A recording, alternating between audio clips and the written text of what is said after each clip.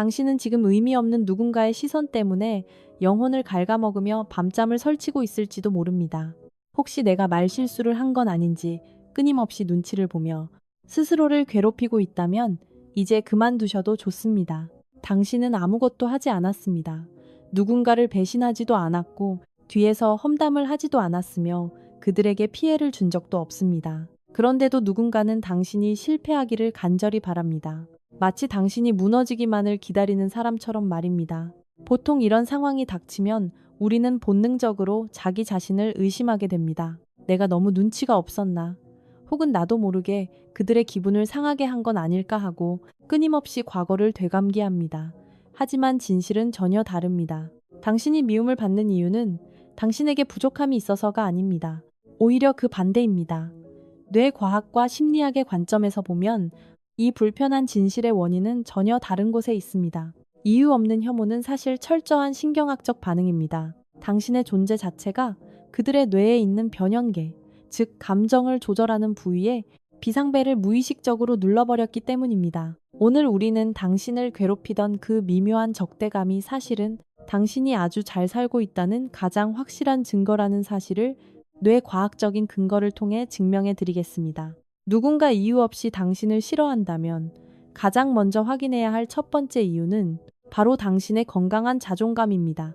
심리학에서는 이를 거울 신경세포의 작용과 투사라는 개념으로 설명할 수 있습니다. 인간의 뇌에는 거울 신경세포가 존재합니다. 이 세포는 타인의 행동을 관찰할 때 마치 내가 그 행동을 하는 것처럼 뇌를 활성화시킵니다. 당신이 타인에게 구걸하지 않고 스스로의 가치를 지키며 단호하게 아니요라고 거절할 때를 가정해 보겠습니다. 당신의 그 당당한 태도는 상대방의 거울 신경세포를 통해 그들의 뇌 속에서 똑같이 시뮬레이션 됩니다. 문제는 바로 여기서 발생합니다.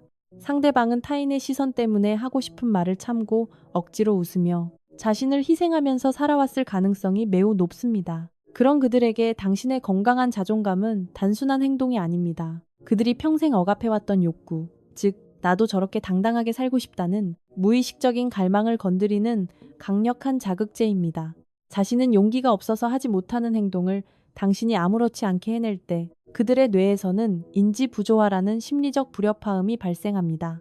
왜 저 사람은 자유롭게 행동하는데 나는 이렇게 억눌려 살아야만 하는가 하는 깊은 내면의 충돌입니다.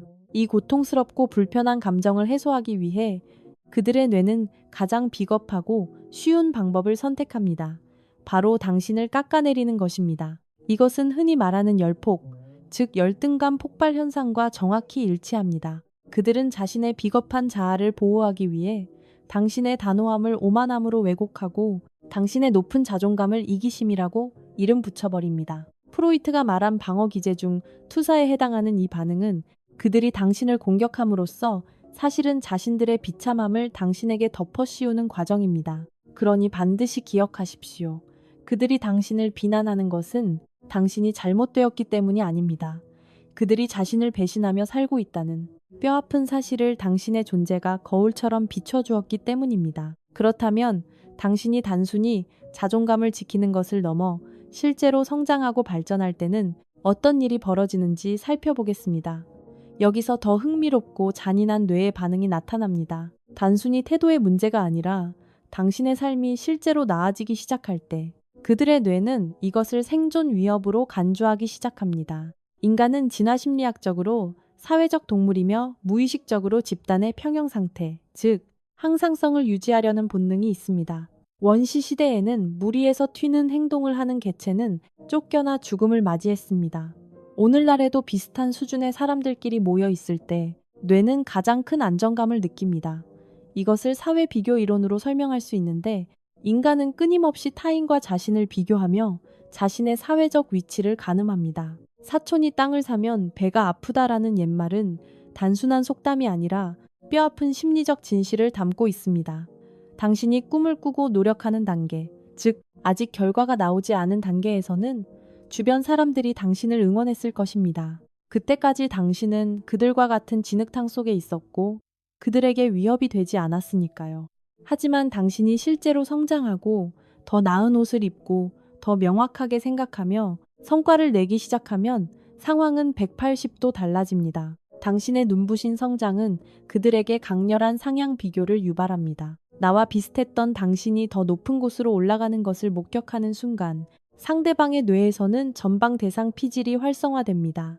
이 부위는 물리적인 고통을 느낄 때 활성화되는 영역과 정확히 겹칩니다. 즉, 당신의 성공이 그들에게는 실제적인 육체적 고통으로 다가오는 것입니다. 개자비통의 원리처럼 통 속에 있는 개들은 한 마리가 밖으로 탈출하려고 하면 힘을 합쳐 그 개를 다시 바닥으로 끌어내립니다. 이것은 단순한 악이라기보다는 변화를 거부하고 현재의 안정을 유지하려는 집단의 본능적인 관성입니다.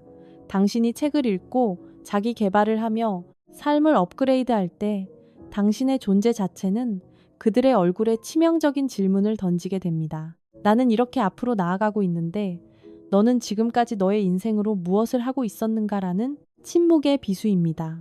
이 질문에 정직하게 대답할 용기가 없는 사람들은 당신을 다시 자신들의 척박한 수준으로 끌어내림으로써 그 불안을 해소하려 합니다. 따라서 주변의 공기가 차가워지고 농담이 사라졌다면 그것은 당신이 잘못된 길로 들어선 것이 아니라 당신이 그들의 통제를 벗어나 더 높은 곳으로 비상하고 있다는 가장 확실한 신호입니다. 성장보다 더 강력하게 타인을 자극하는 것은 바로 가면을 쓰지 않는 태도입니다. 성공은 질투를 부르지만 진실됨은 공포를 부릅니다.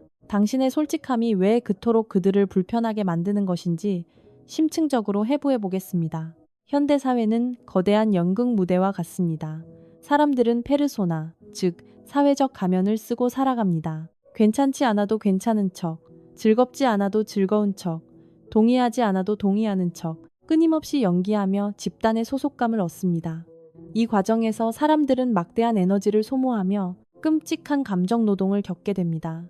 그들은 무리에서 배제되지 않기 위해 매일 자신의 진짜 감정을 죽이고 억압하며 살아갑니다. 심리학자 칼 융은 인간의 무의식 속에 억압된 어두운 면을 그림자라고 불렀습니다. 사회화 과정에서 우리는 솔직함과 날것의 감정을 억압하고 그림자 속에 깊이 숨겨둡니다. 그런데 어느 날 당신이 나타납니다.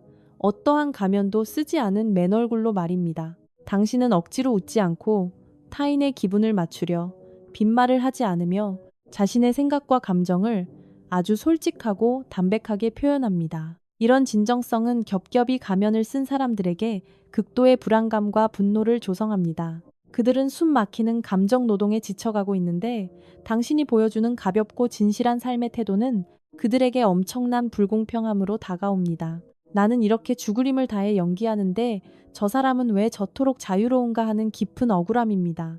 당신의 투명한 빛이 강할수록 그들이 애써 숨겨둔 그림자는 더욱 짙고 선명하게 드러납니다. 가식적으로 연기하며 살아가는 자신들의 초라한 모습이 당신의 솔직함 앞에서 너무나 비참하게 느껴지는 것입니다.